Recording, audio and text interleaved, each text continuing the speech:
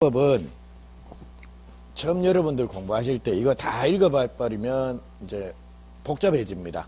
그러니까 여기서는 지금부터 제가 말씀드린 부동산 물권 변동에서 요거는 일단 제가 요거 밑줄 쳐드리 보세요 해서 밑줄을 쳐드릴 테니까 그거를 보고 그게 익숙해지면 나중에 시간 남으면 다른 내용들 읽어보는 건 관계없는데 처음부터 이거를 다 보시고 넘어가게 되면 진도도 느릴 뿐더러 오히려 더 복잡할 겁니다. 그러니까 가급적이면 앞부분 여기서는 양을 하여튼 줄일 대로 그걸 줄이도록 하겠습니다. 자, 그러면 우리 여기서 자, 우리 민법 총칙에서 이런 거 봤습니다. 여기 할게요.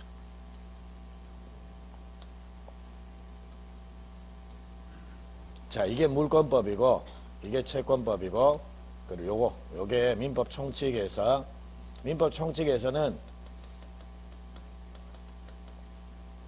자, 그러니까 권리에 대한 일반적인 내용들을 쭉 봤습니다. 그래서 권리 변동해서 권리를 변동시키는 원인은 크게 법률 행위가 있든지 법률 규정이 있든지 둘 중에 하나다라는 거 기억나십니까? 그래서 즉 그리고 권리가 생기고 없어지고 하는 원인은 사람들이 계약을 했든지 아니면 법에 그런 규정이 있든지 둘 중에 하나다라고 말씀을 드렸습니다. 그리고 대부분의 권리 변동은 법률 행위, 즉 계약을 했기 때문입니다. 그래서 이 법률 행위가 유효가 되면 그에 따라서 권리가 변동되는데 법률 행위가 유효하기 위해서는 일단 당사자 관련돼서는 권의행, 목적과 관련돼서는 확가적사, 의사표시와 관련돼서는 일하에서 요게 다 충족이 되면 법률 행위가 유효가 된다라는 거. 이거를 민법 총칙에서 쭉 말씀을 드렸습니다. 요 내용인데 자, 이제 우리가 실제로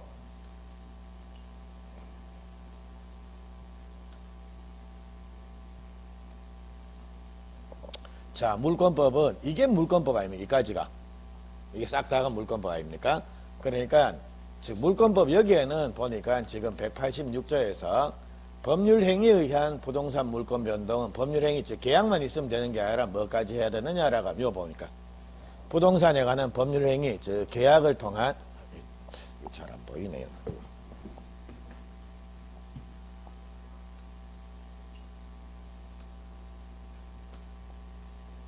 자, 부동산에 관한 법률행위 즉 계약을 통해서 물권의 득실 변경 이게 변동입니다. 물권이 변동되려고 그러면 뭐까지 하라는 겁니까? 등기까지 해야 된다라고 이래 돼 있죠. 그래서 이게 186조에서는 법률행위 외에 등기까지 해라고 이렇게 요구를 하고 있습니다.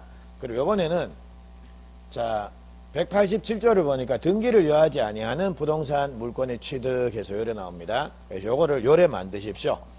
상공판경기해서 상속, 공용징수, 판결, 경매, 기타 법률 규정에 의한 부동산에 관한 물권의 취득은 등기를 요하지 않는다라는 거 상공판경기 해서 요래 만들어 놓으십시오. 자, 그러나 등기하지 아니하면 이를 처분하지 못한다. 즉, 팔 때는 등기하라는 겁니다. 그래서 187조를 보니까 요래 되어 있더라는 겁니다. 그러니까 지금 권리, 자, 우리 지금 보고 계시는 게 지금 권리 중에 물권 중에도 부동산 물권 해가지고 부동산 물권이 변동되려 그러면 법률행위, 법률규정 둘 중에 하나인데 법률행위에 의한 부동산 물권 변동은 등기 필요함. 법률규정에 의한 부동산 물권 변동은 등기할 필요 있습니까? 없습니까? 없다. 대신 처분할 때는 등기 갖춰야 된다라고 요래되어 있습니다. 그리고 구체적인 법률 규정들이 뭐가 있더라는 겁니까? 상공, 판경, 기타 법률 규정에서 이렇게 나오더라는 겁니다. 그래서 이제 요것들을 좀 보시자라는 겁니다. 그래서 자, 우리 법률행위 이거는 민법 총칙에서 대충 봤으니까요. 여기서는 뭐만 보느냐라고 하면 등기 관련된 내용들 이 내용만 계속 설명을 하는 겁니다. 그래서 자, 우선 요거부터 정리할게요. 등기를 요하지 않은 부동산 물권의 취득에서 자, 상속, 공용징수. 상속이 뭔지는 아시죠? 상속. 그리고 공용징수, 이게 수용입니다. 그리고 법원에 판결받았다. 그리고 경매가 일어났다. 그리고 기타 법률 규정에 의해서 부동산에 관한 물권을 취득할 때는 별도로 등기할 필요 없다라는 겁니다. 그러니까 예를 들자면 피상속인이 사망을 한 겁니다. 아빠가 돌아가셨다라는 겁니다. 그럼 아빠 명의의 자 부동산은 내가 등기해야지 소유자가 되는 겁니까? 돌아가시면 당연히 내게 되는 겁니까? 당연히 내게 된다라는 겁니다. 왜냐하면 법에 그렇게 돼 있더라는 겁니다. 상속 같은 경우에는 취득할 때 등기가 필요 없다라는 거. 그러니까 돌아가시면 당연히 내게 된다라는 겁니다. 다만 내가 그 상속받은 재산을 팔라 그러면 뭐 하라는 겁니까? 내 명의로 먼저 등기 마치고 그 다음에 팔아먹으라는 겁니다. 됐죠? 그리고 그게 187조입니다. 그러면 상공판경기를 외우십시오. 그렇게 외우고 몰라 다른 것들은 크게 문제가 없고 상속이 뭔지는 아실 거고 수용이 뭔지도 아실 거 아닙니까? 그러니까 국가나 지방자치단체가 공권력에 의해서 개인의 재산을 강제로 취득하는 행위가 바로 수용이 된다라고 요리 부르는 겁니다. 수용도 됐고요. 판결. 자, 그리고 경매가 뭔지는 아시죠? 법원에 경매하는 거, 그건데. 자, 제가 설명을 드린 거는 요 판결입니다. 판결 요 내용하고, 그리고 기타 법률 규정은 어떤 게 있는가라는 거, 요거를 조금 더 말씀을 드리도록 하겠습니다. 요 두 개 정도만 좀 기억을 하시면 됩니다. 자, 그리고 요거는 여러분들 교재 어디 보시면 되냐라고 하면, 여기 한번 가보실게요. 134페이지. 자, 134페이지 보시니까 자, 네모 2번에서 법률행위에 의하지 아니한 부동산 물권 변동이란 말 나옵니까? 그게 법률 규정에 의한 부동산 물권 변동입니다. 그래서 187조 앞에 있는 조문이 그대로 나오죠. 그래서 그 상공판경기에서 그걸 보시는데 의 뭐 이런 거 필요 없고요. 2번입니다. 134페이지 2번에 187조의 적용 범위에서 상속, 옆 페이지 보니까 공용징수, 판결, 경매, 기타 법률 규정들 해서 나오는데요. 3번입니다. 판결 부분 보십시오. 다른 것들 상속, 공용징수 이거는 제목만 고려 보시면 되고 판결을 보시는데 자, 우리 판결도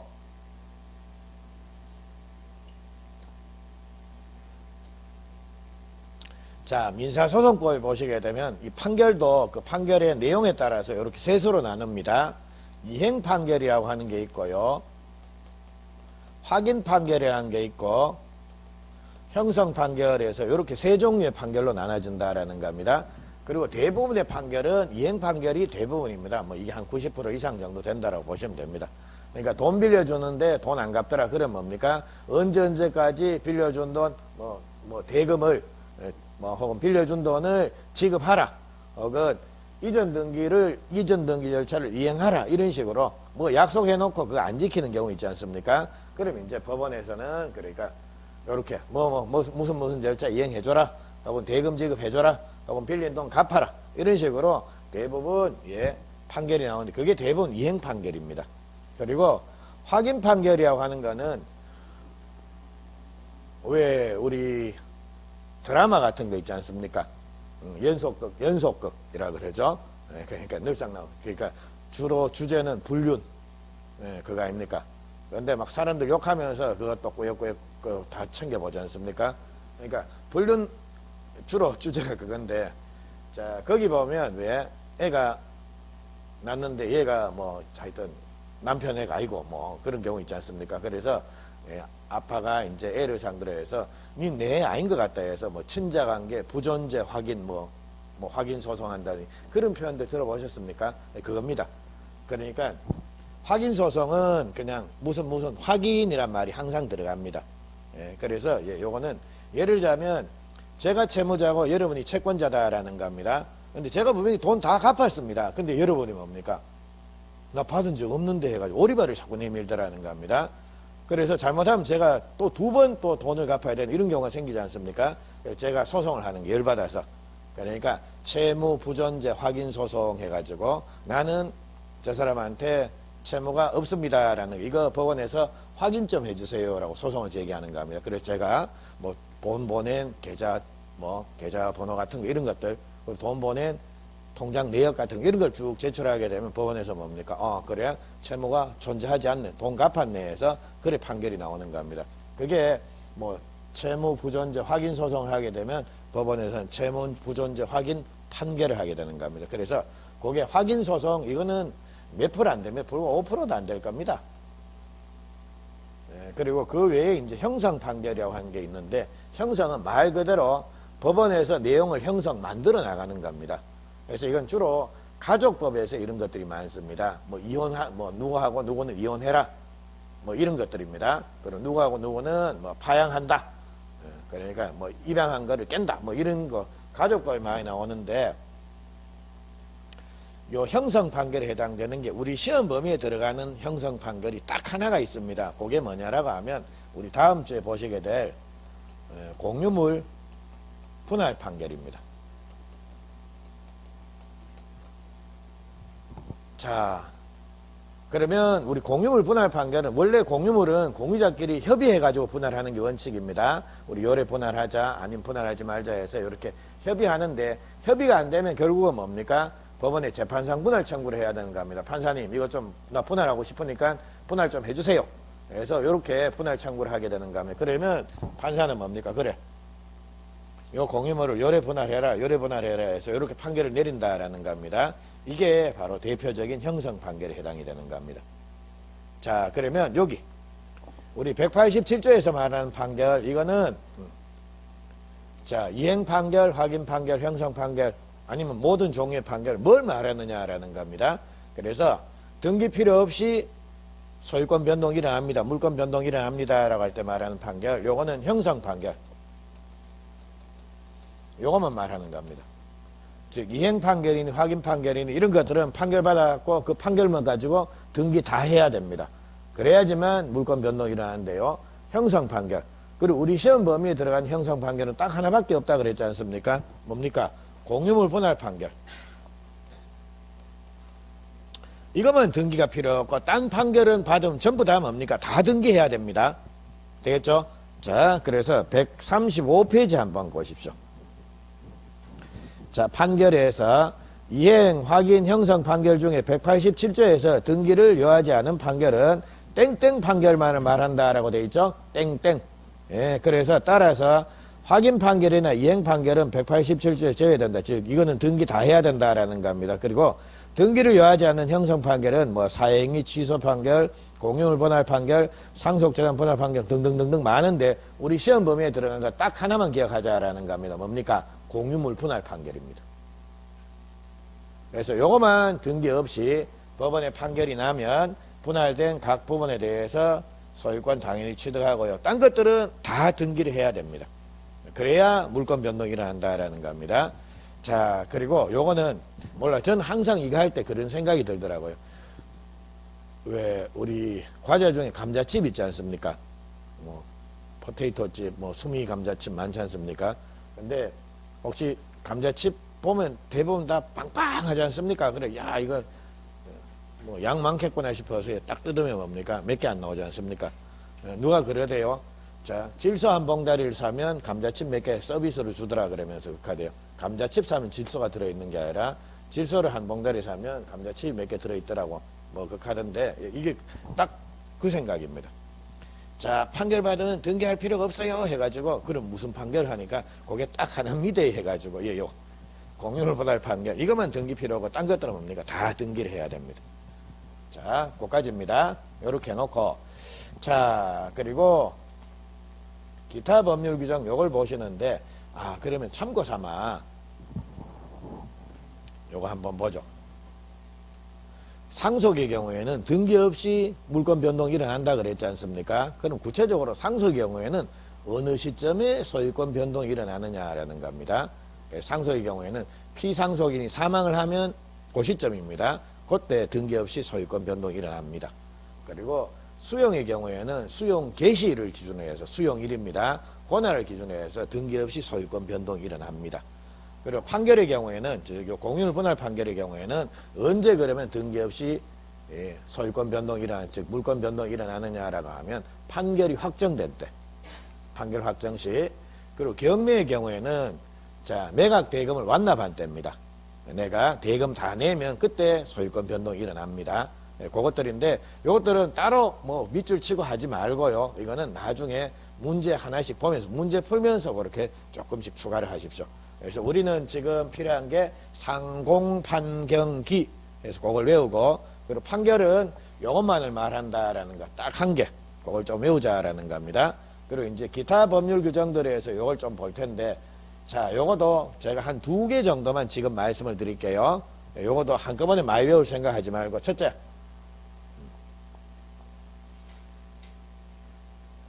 건물 신축입니다. 신축 건물의 소유권 취득, 신축 건물의 소유권 취득, 요거는 등기 없이도 건물을 신축한 자가 당연히 소유권을 취득합니다. 그러니까 요거는 그래서 아까 보십시오. 갑의 토지 위에 을이라는 애가 함부로 건물 지었다라는 겁니다. 그러면 자, 을이라는 애가 이 건물 소유자 된다 그랬지 않습니까? 그러면 을이라는 애가 이 건물 소유자가 되기 위해서 등기 필요합니까? 지으면 당연히 소유권 취득합니까? 당연히. 대표적으로. 그래서 요것도 법률 규정에 의한 부동산 물권 취득입니다. 그래서 신축 건물의 소유권 취득은 등기 없이 당연히 건물을 신축한 자가 소유권 취득한다라고 하는 거, 그게 법률 규정이고요. 그리고 또 하나, 자, 우리 법률 규정이라고 하는 거, 요게 결국은 요렇게 법률의 규정이라는 말, 요거를 법정이라고 요렇게 표현하기도 합니다. 그래서 우리 왜 아까 관습법상 법정지상권이라는 거 있었죠? 그래서 이거는 자, 관습법상 법정지상권을 취득하기 위해서는 등기가 필요합니까? 필요 없습니까? 필요 없다라는 겁니다. 왜냐하면 그것도 관습법상 법정지상권이니까 이것도 뭡니까? 법률규정에 의해서 일어나는 물권 변동이기 때문입니다. 그래서 우리 무슨 법정, 법정갱신, 뭐 법정지상권, 혹은 뭐 분묘기지권에 의해서 이런 거 다 전부 다 법률 규정에 의해서 인정이 되는 물권 취득이기 때문에 이건 등기가 필요 없다라는 겁니다. 대신 내가 관습법상의 법정지상권을 취득하기 위해서는 등기가 필요 없지만 내가 그 권리를 딴 사람한테 팔아먹고 싶다라는 겁니다. 넘길 때는 이제 뭡니까? 등기를 해야 되는 겁니다. 됐죠? 그래서 그 내용 요 2개 정도만 좀 기억을 해 놓으십시오. 자, 그러면 우리 135페이지 한번 가보십시오. 자, 5번에 기타 법률 규정에서 신축 건물의 소유권 취득, 그리고 요거, 그리고 자, 뭐 멸실로 인한 물권 소멸 요거 건너뛰고 법정지상권의 취득, 관습법상 법정지상권의 취득, 법정저당권의 취득. 앞에 보이 전부 법정 이래 나오죠. 그래서 야들 이 별도로 등기가 필요 없다라는 겁니다. 그리고 그 외에 이어 나오는 것들은 결국은 다 외워야 되는 건데 지금 보실 필요 전혀 없다라는 겁니다. 그리고 요거는 나올 때마다 제가 조금 야금야금 말씀을 드릴게요. 그래서 기억이 오래 가는 게 낫지. 다 외워놓으면 그 활용도 못하고 결국 얼마 안 돼갖고 다 사라지고 없습니다. 지금은 요 딱 2개. 자, 그럼 정리. 자, 법률행위 계약을 통해서 내가 소유권 취득하고 싶다. 즉 물권 변동이 일어나려고 뭡니까? 등기까지 마치라는 겁니다. 근데 등기가 필요 없는 경우도 있다라는 겁니다. 구체적인 예가 어떤 게 있다라는 겁니까? 상공, 판경기. 요겁니다. 그럼 여기서 상소 공영증서 됐고 판결입니다. 판결은 모든 종류의 판결을 받아야 되는 겁니까? 딱 하나입니까? 딱 하나. 그 공유물 분할 판결, 형성 판결. 그것만 등기 필요 없고 딴 것들은 다 등기해야 된다. 그리고 기타 법률 규정들은 구체적으로 그러면 등기 필요 없이 물권을 취득하는 게 어떤 게 있는데 라는 겁니다. 딱 2개만 좀 기억하자라는 겁니다. 건물 신축했다. 신축. 그리고 법정이 나오더라. 됐죠? 그렇게만 좀 기억을 하십시오. 자, 요까지 하시면 됐고요. 자, 이제 요걸 봤으니까 이제 본격적으로 요거 등기 요걸 한번 보시도록 합니다.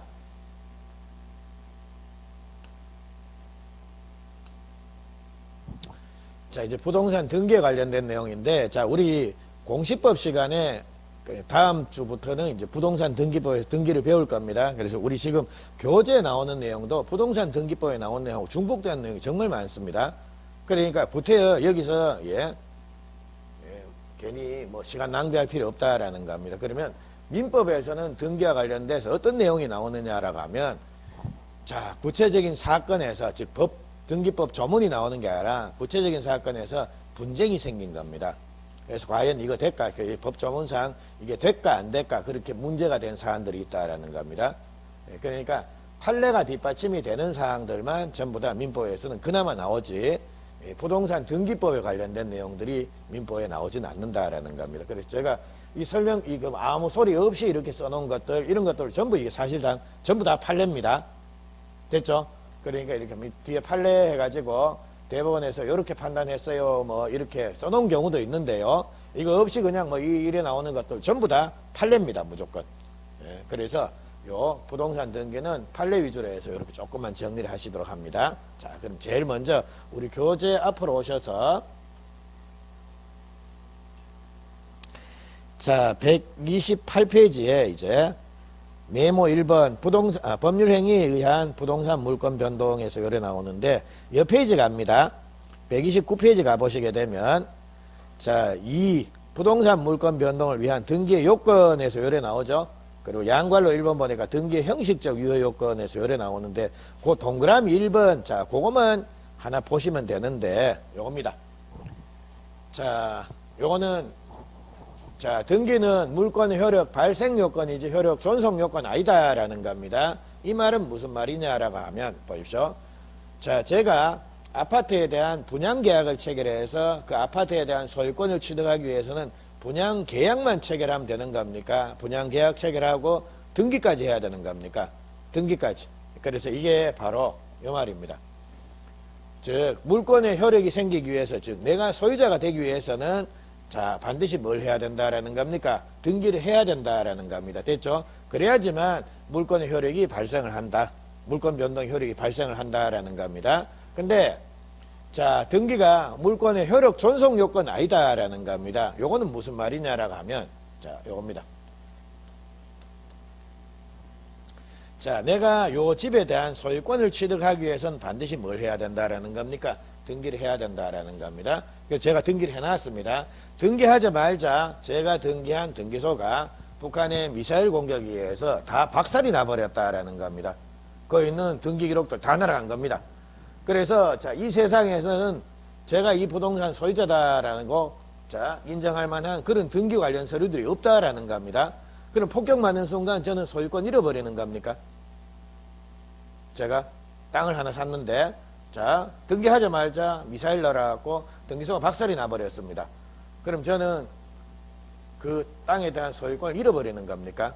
아니다라는 겁니다. 왜냐하면 이게 바로 등기라고 하는 게 자, 물권의 효력 존속하기 위한 요건 아니다라는 겁니다. 그래서 등기하고 난 이후에 이 등기가 예를 들자면 불법적으로 말소가 됐다. 혹은 이 등기가 등기부가 멸실이 됐다. 왜냐하면 미사일 공격 때문에. 자, 이렇게 해서 자, 등기부가 없어졌다라고 하더라도 물권은 소멸한다 안 한다? 안 한다라는 겁니다. 왜냐하면 등기는 물권의 효력 존속을 위해서 계속 있어야 되는 건 아니다라는 겁니다. 그래서 자, 일단 유효하게 존재하는 등기가 불법적으로 말소가 됐다. 혹은 등기부가 멸실이 됐다. 이런 경우에도 그 권리 자체는 소멸하지 않습니다. 그래서 요거 하나 체크를 하시죠. 129페이지 한번 갑니다.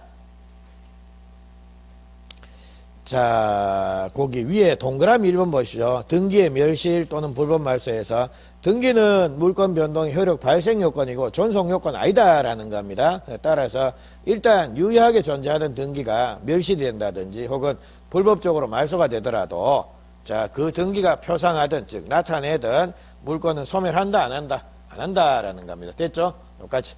그리고 동그라미 2번 보니까 그 이중으로 격려된 소유권 보존 등기란 말 나옵니까?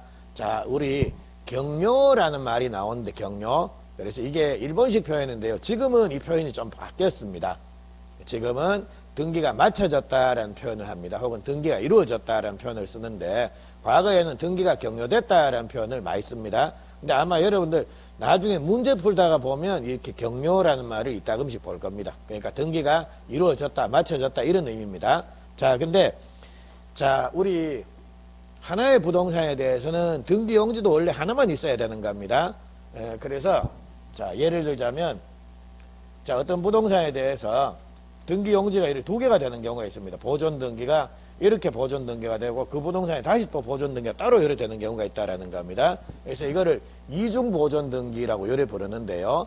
그래서 옛날에는 이 이중 보존 등기가 자 이겁니다. 예를 들자면 이거 한번 보십시오. 옛날에는 등기부를 사람이 일일이 손으로 수작업을 다 했다라는 겁니다. 그래서 지금 갑이라는 애가 땅을 하나 등기소에다가 보존 등기 신청을 했다라는 겁니다. 예를 들자면 1970년 할까요? 자, 땅을 하나 보존 등기를 신청을 했다라는 겁니다. 근데 그 이후에 이제 이 사람이 2026년도 거의 한 56년, 60년 가까이 됐습니다. 그래서 이 사람이 이제 정신이 가물가물하는 겁니다. 야, 옛날에 내가 이 땅을 내 명의로 등기를 했는지 안 했는지 가물가물하더라는 겁니다. 그리고 집에서 뭐 등기 관련 서류를 보니까 하나도 없고, 그래서 이 사람이 자 이제 등기소 간 겁니다. 근데 거의 한 60년 흐른 사이에 그 옛날에 있던 등기관들, 이 사람들 계속 근무하겠습니까? 이미 다 퇴직하고 없겠습니까? 없습니다. 그 상황에서 이제 얘가 등기 신청을 해가지고 처음에 이제 신입이 와가지고 뭐 보존 등기 신청하러 왔구나 해서 아무 생각 없이 등기를 해줬다라는 겁니다. 근데 원래 보존 등기는 이렇게 하나의 부동산에 대해서 보존 등기가 이렇게 2개 되면 됩니까? 안 됩니까? 안 된다라는 겁니다. 근데 실수로 이런 일이 발생을 할 수가 있다라는 겁니다. 이래 되면 이제 어떤 등기가 유효가 되고 어떤 등기가 무효가 되는가? 그건데요. 근데 옛날에 종이 등기부에서는 이렇게 등기 용지가 2개가 존재할 수가 있습니다. 근데 지금은 기술적으로 지금은 등기가 다 전산화가 됐습니다. 그래서 이미 보존 등기가 된 부동산에 대해서 다시 보존 등기를 신청하기 위해서 그 건물 뭐 건물이나 토지에 집원을 딱 치지 않습니까? 그럼 그 다음 화면이 안 넘어간다 그럽니다. 그러니까 그 다음 화면으로 다음 해가지고 넘어가 줘야 되는데, 그래야 등기가 맞춰질 텐데요. 이미 등기가 된 부동산이다라고 하면 그 다음 화면이 넘어가지를 않는다 그럽니다. 그러니까 기술적으로 이젠 이중 보존 등기가 불가능해진 겁니다. 그 말은 결국 우리 동그라미 2번에 이중으로 경유된 소유권 보존 등기, 이제는 이거 나올 가능성이 있습니까? 없습니까? 없습니다.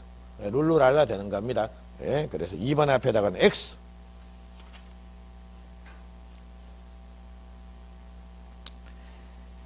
자, 그리고 130페이지 가시면 뭐 등기의 실질적인 유효 요건에서 뭐 동그라미 1번 주체, 객체 불일치, 물권 변동 과정의 불일치에서 요래 나오는데, 요것들은 등기법에서 설명을 드릴 겁니다. 근데 거기에 자 130페이지 중간쯤에서 중간 생략 등기란 말 나옵니까? 예, 자 이거는 자 중간 생략 등기는 자 이거 등기법에 물권법에서 아주 자주 나오는 주제입니다.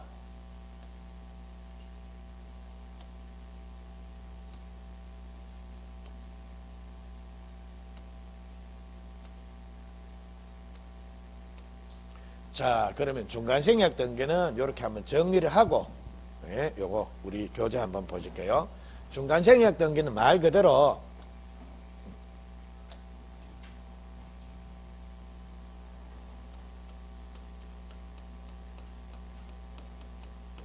자, 갑이라는 애가 자기 토지를 을한테 팔았습니다. 근데 을이라는 애가 이거를 다시 병한테 판 겁니다. 그럼 보통 등기는 이렇게 일어나겠죠.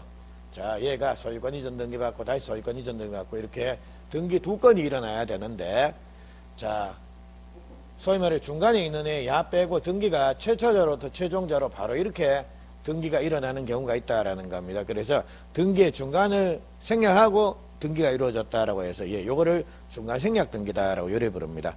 그리고 요 중간 생략 등기를 하는 이유는 주로 탈세의 목적입니다. 탈법적인 목적. 그래서 등기 이렇게 넘어오면 야는 등록 면허세 내고 양도 차익이 있으면 양도소득세 또 내야 되고, 또 등기 뭐 넘기면 야도 또 돈 또 물 거고요. 그러니까 야 이래 딱 빼버리고 이래 등기다 이렇게 바로 등기가 넘어가면 누이 좋고 매부 좋고 다 좋지 않습니까? 대신 국가만 피해를 볼 수가 있다라는 겁니다. 그래서 자, 이 중간 생략 등기는 주로 탈세의 목적으로 많이 이용이 되니까요. 자, 정부에서는 부동산 등기 특별조치법이라는 걸 만듭니다. 그래서 요 법에서는 자 이제 우리 소위 말해 미등기 전매행위 이거 하지 마세요. 그리고 미등기 전매라고 하는 게 결국은 뭡니까? 내 빼고 등기도 바로 넘기자라는 거 아닙니까? 그리고 미등기 전매에 따른 중간 생략 등기 이것도 하지 마세요. 그리고 만약 하면 벌칙 규정을 두고 있습니다. 그래서 이 벌칙은 아마 중개사법에 나올지 모르겠습니다. 제가 구체적으로 벌칙 그게 3년 이하의 징역 1억 이하의 벌금인가 하여튼 1년 이하의 징역 3천만 원 이하의 벌금인가 그게 제가 잘은 모르겠는데 하여튼 그렇게 벌칙 규정도 두고 있습니다. 근데 우리 보통 이렇게 자, 뭐 사람을 죽인다든지 뭐 혹은 뭐 사기를 친다든지 그런 게 아니라 자, 어떤 행정법규들 이거 하지 마세요라는 거 그걸 어긴다라고 해서 징역형까지 살게 만드는 건 잘 없습니다. 보통 뭐 과태료나 벌금 이렇게 끝나는데 이거 부동산 등기 특별 조치법 이거는 벌칙 규정까지 있습니다. 징역형까지 살릴 수가 있습니다. 물론 이거 위반으로 해서 징역 산 사람은 없지만요. 징역형까지 그래 하여튼 정부가 의지는 단호했습니다. 근데 이런 벌칙 규정까지 두고 있었는데 대법원에서는 부동산 등기 특별조치법 위반된 중간생약 등기 자, 요 규정입니다. 요거를 효력 규정으로 해석했습니까? 단속 규정으로 해석했습니까? 단속 규정. 자, 우리 민법 총칙할 때 강행 규정은 단속 규정하고 효력 규정으로 나눈다. 단속 규정은 위반하더라도 법률행위 즉 계약 자체는 유효가 된다. 다만 처벌의 대상이 될 뿐이다. 반면 효력 규정은 위반하게 되면 법률행위 즉 계약 자체가 무효가 된다. 예? 그래서 강행 규정은 대부분 효력 규정입니다. 위반하면 뭡니까? 그냥 무효입니다. 근데 강행 규정 중에 단속 규정으로 해석되는 것도 있다 그랬습니다. 그게 뭡니까? 이거 중간생약 등기. 그리고 또 하나 최근에 각광받고 있는 최근에 나온 판례가 하나 있는데 그게 뭐냐라고 하면 중개사법에 보시게 되면 원래 공인중개사는 자 의뢰한 물건을 지가 중개를 해야지 지가 직접 그걸 사고 팔고 하면 안 된다. 즉 직접 거래를 금지하고 있는 규정을 두고 있다라는 겁니다. 근데 그 규정의 성격이 문제가 된 겁니다. 그러니까 누가 물건을 좀 팔아주세요 해서 의뢰하러 왔는데 이거를 중개사가 뭡니까? 지가 지가 사버렸다라는 겁니다. 혹은 지 물건을 이렇게 딴 사람한테 그러니까 중개 의뢰인한테 팔았다라는 겁니다. 그 금지 규정, 이게 단속 규정 위반입니다. 그러니까 그 금지 규정을 위반하더라도 야는 뭡니까? 그 계약 자체는 유효입니다. 다만 처벌 규정, 뭐 과태료라든지 이런 게 있으면 처벌은 받을 수가 있다라는 겁니다. 되겠죠? 그리고 부동산 등기 특별조치법 규정, 이것도 단속 규정입니다. 그러니까 중간생약 등기 하라는 겁니까? 하지 말라는 겁니까? 잘 하라는 겁니다. 요령껏. 예? 그러니까 하지 마라. 이건 뭡니까? 효력 규정은 무효니까 너 해도 어차피 무효야. 그래 하지 마. 이 말인데요. 단속 규정은 뭡니까? 잘 해라. 그리고 걸리면 벌금 맞고 안 걸리면 그건 니 다 먹고 그 말입니다. 그래서 단속 규정은 사람들이 법을 막 무시를 합니다. 아이고 어차피 위반해도 뭐 걸리면 뭐 국가하고 반땅하는 거고 아니면 내 혼자 먹는 거고 그러니까 사람들이 막 법을 막 무시하게 되는 겁니다. 그래서 강행 규정은 웬만하면 단속 규정이 아니라 대부분 효력 규정입니다. 근데 단속 규정이 대표 선수가 두 개입니다. 아까 직접 거래한다. 개공이 직접 거래한다. 그리고 중간생약 등기다. 요겁니다. 그래서 자, 지금 단속 규정이다. 요게 나왔고요. 그리고 유의하셔야 될 거는 근데 이 땅 자체가 요새 한참 문제가 되고 있는 토지거래 허가구역 내에 있는 토지다라는 겁니다. 이런 경우에는 자 이거는 부동산 등기 특별조치법이 적용되는 게 아니라 부동산 거래 신고 등에 관한 법률에서 여러분 중개사법 공부하실 때 보실 겁니다. 그래서 부동산 거래 신고 등에 관한 법률 이게 적용이 돼서 이거는 효력 규정 위반이 돼서 그거는 무효가 됩니다.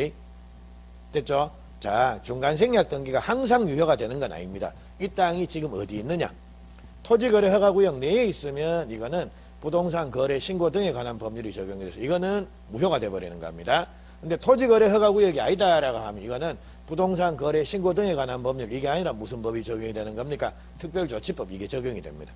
그래서 이런 경우에는 이거는 단속 규정 위반으로서 걸리면 피곤해질 뿐이지 계약 자체는 유효다라는 거 그거 확인을 하십시오.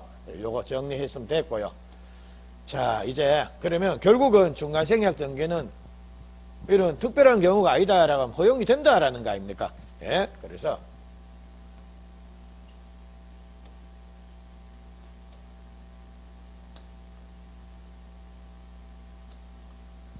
자, 그래서 중간생약 등기는 결국은 이게 유효성이 인정이 되는데 근데 우리 대법원에서는 즉 판례는 중간생약 등기가 항상 유효가 되는 건 아니고 이런 요건이 갖춰진다라고 하면 유효다라고 해서 약간 범위를 제한을 하고 있습니다. 그게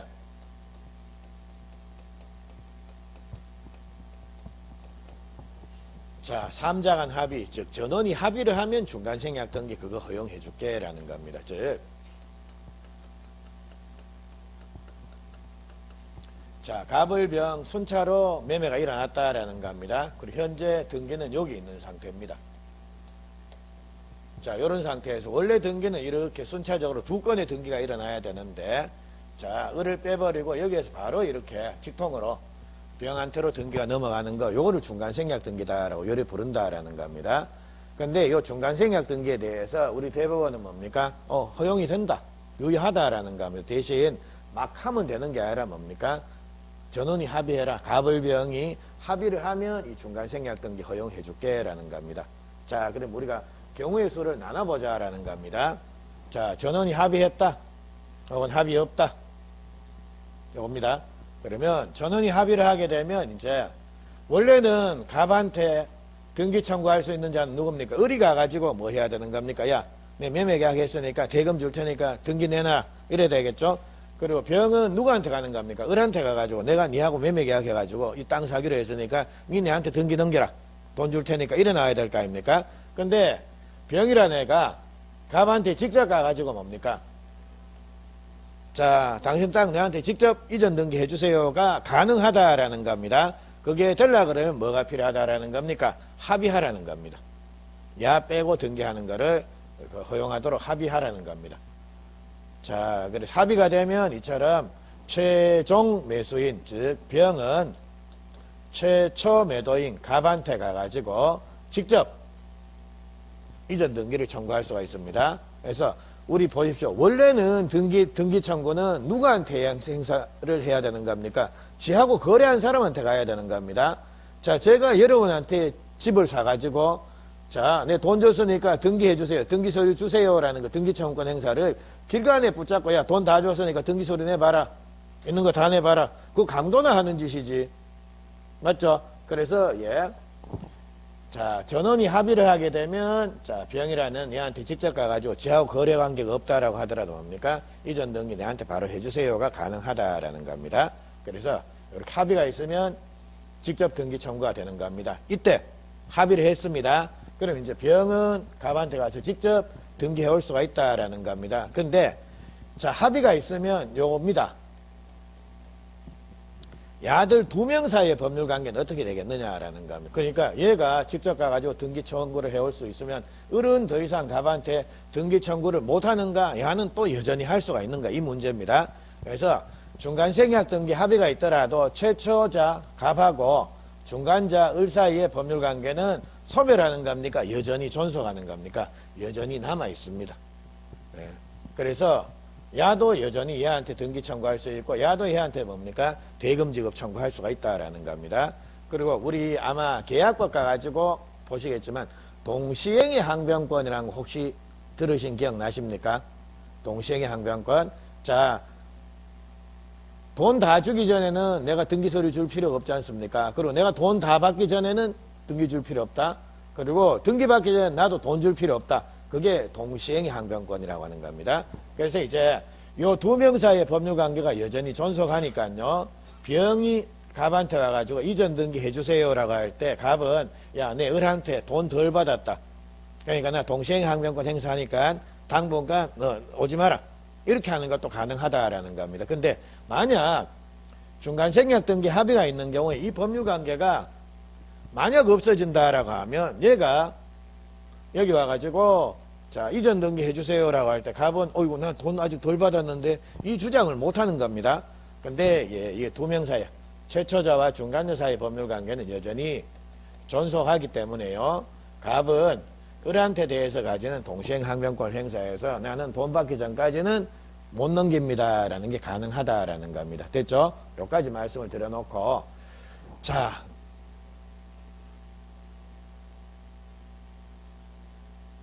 자, 요번엔 요겁니다. 합의가 없는 경우, 요게 나오네. 잘못 봤습니다. 그러니까 합의가 없으면, 자, 한번 봅니다. 자, 세 명이 합의를 하게 되면 병은 직접 갑한테 가가지고 등기해 주세요라는 게 가능하다라는 겁니다. 근데 만약 합의가 없다라고 하면 등기를 직접 해주세요는 됩니까? 안 됩니까? 안 되는 거죠. 그럼 등기가 어떻게 넘어와야 되는 겁니까? 이렇게 넘어올 수밖에 없다라는 겁니다. 그래서 병은 을하고 계약했으니까 등기해주세요. 이거는 당연히 가능한데, 자, 병이라는 애, 즉, 을이라는 애가 갑한테 대해서 이렇게 등기해오는 것. 즉, 등기가 와야지 병은 내한테 등기해주세요 해서 갖고 올 거 아닙니까? 등기를 여기서 여기까지 옮기는 방법입니다. 자, 그럼 한번 봅니다. 자, 지금, 병이 뭐 여기 가든지 해서 등기해주세요라고 얘기를 하는 것 자체는 병은 얘한테 대금을 줬다라는 거 아닙니까? 그리고 을도 갑한테 가서 등기 서류 주세요라고 하는 건 얘한테 대금을 줬다라는 거 아닙니까? 그래서 예를 들자면 갑이 을한테 이 땅을 1억에 팔았습니다. 그리고 을이 병한테 미등기 전매로 1억 5천만 원에 넘겼다라는 겁니다. 이런 상태에서 세 명이 합의하면 병은 당연히 여기 가가지고 등기해주세요가 가능하다라는 겁니다. 근데 합의가 안 되면 병은 누구한테 가가지고 등기해주세요가 되는 겁니까? 여기 가가지고 네가 계약했으니까 내한테 등기 넘겨라 이거 아닙니까? 근데 지금 이 상황에서 을이라는 애는 자 지금 전매 차익 5천만 원을 얻었습니다. 그러면 을이라는 애는 자 추운데 여기 있겠습니까? 아니면 뭐 한 5천만 원 생겼으니까 따뜻한데 휴양 갔겠습니까? 그렇죠. 그냥 뭐 따뜻한데 아이고 날도 추운데 다음 주까지 춥다던데 해가지고 자 뭐 동남아 가가지고 한 일주일 쉬다 오지 뭐 해가지고 갔을 거다라는 겁니다. 그럼 이제 야만 답답해지는 겁니다. 빨리 등기는 해야 되는데 등기가 여기 있으면야 이제 뭐 지가 계약했으니까 이렇게 이전 등기해 올 수가 있는데 등기가 아직 여기 있다라는 겁니다. 이래 되면 자 얘가 직접 가가지고 야 니 빨리 얘한테 등기 넘겨라 이 소리를 못 한다라는 겁니다. 합의가 있으면 그럼 내한테 등기 직접 넘겨주든지 이건 되는데요. 합의가 없다라고 하면 니 빨리 얘한테 등기 넘겨라고 얘한테 주장을 못 한다라는 겁니다. 그 소리는 누가 해야 되는 겁니까? 을이 해야 된다라는 겁니다. 그래서 이런 경우에 병은 을이 갑한테 행사하는 이 권리를 대신 행사하는 겁니다. 그거를 채권자 대위권 내지 대위라고 요래 부릅니다. 자, 그래서 대위라고 하는 것은 자, 내가 가지는 권리는 아닌데요. 남이 가지는 권리를 내가 대신 행사해 주는 겁니다. 그거를 대위라고 요래 부릅니다. 자, 그럼 대위를 하는 이유 자체는 합의가 있으면 병은 직접 등기를 해올 수가 있습니다. 근데 합의가 없으면 등기를 이렇게 넘겨와야 된다라는 겁니다. 근데 자, 여기서 이까지는 지가 을하고 거래를 했으니까 등기해 올 수가 있는데 갑하고 을하고 거래해서 지가 등기를 넘겨올 수는 없는 겁니다. 그래서 을이 행사해야 되는데 을이 그 권리 행사 안 하고 지금 자 다낭에서 그냥 뭐 하여튼 휴양을 즐기고 있으니까 야가 뭡니까? 을의 권리를 대신 행사해서 등기를 요래 넘기는 겁니다. 그러니까 요거를 대위라고 요래 부른다라는 겁니다. 그리고 앞으로 이제 물권법을 하다 보면 대위라는 말이 상당히 자주 나올 겁니다. 그거는 뭡니까? 아, 지금 이 등기 뭔가 권리 행사해야 될 자가 야가 뭐 안 하고 있구나. 그래, 다른 애가 대신 권리 행사하고 있구나라는 거. 특히 등기와 관련돼서 대위란 말이 상당히 자주 나올 겁니다. 그래서, 아, 남의 남의 등기를 지금 대신 행사해가지고 등기 넘겨오는구나라는 거. 그 정도 좀 기억을 하십시오. 그리고, 예, 채권 양도 방식으로 등기 청구권을 양도할 수가 있는 거. 이거 지금 보지 마십시오. 저거는 제가 3월 이후로 좀 설명을 드릴게요. 그래서 우선은 요래 두 개입니다. 자, 중간생략 등기는 합의가 있으면 직접 배울 수가 있는데 합의가 없으면 뭡니까? 대위할 수밖에 없다라는 거 그것까지 제가 말씀을 드려 놓을게요. 자, 그리고 마지막으로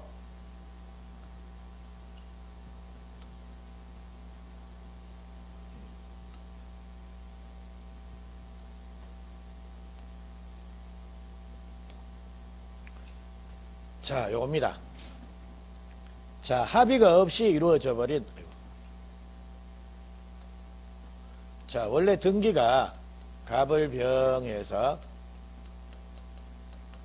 자, 합의가 있으면 등기가 이렇게 바로 넘겨올 수가 있고 합의가 없으면 이렇게 등기가 넘어와야 된다 그랬지 않습니까?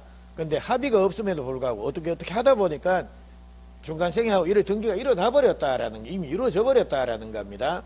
자, 이래 되면 그 등기는 어떻게 되겠느냐라는 겁니다. 즉, 합의가 있으면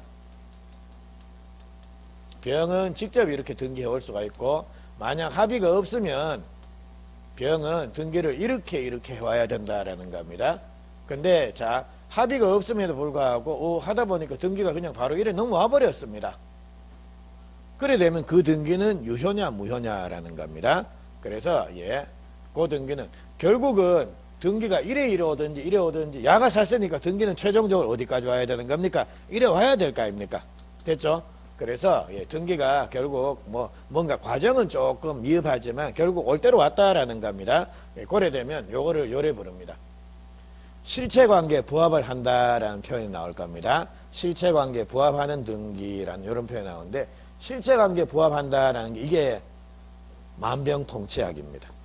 여기서 마법이랍니다. 그러니까 이 말만 나오면 등기는 전부 뭐가 되는 겁니까? 유효. 그래서 예를 들자면 우리 서류를 위조해가지고 등기를 했다라는 겁니다. 위조 서류에 의해서 등기가 맞춰졌다. 근데 그 등기가 실체관계에 부합을 하더라. 이런 경우는 그 등기는 뭐가 되는 겁니까? 유효. 됐죠? 아무리 극악무도한 짓을 저질렀다라고 하더라도 실체관계에 부합하는 이 말이 나오면 뭡니까? 야는 천사됩니다. 그러니까 모든 게 다 허용이 됩니다. 그러니까 실체관계에 부합한다라는 이 말이 나오면 이거는 등기는 전부 유효가 됩니다. 그러니까 야가 실체관계 부합이란 요 표현 자체가 야가 진짜 만병통치약입니다. 됐죠? 자, 요까지입니다. 자, 요래 해놓고, 우리, 시간이 조금 그런데 죄송한데 한 5분 정도만 조금 쉬다가 갈게요. 요번 시간 조금만 짧게 쉬시고, 뒷부분 좀 보시도록 합니다. 조금만 쉬고 갑니다.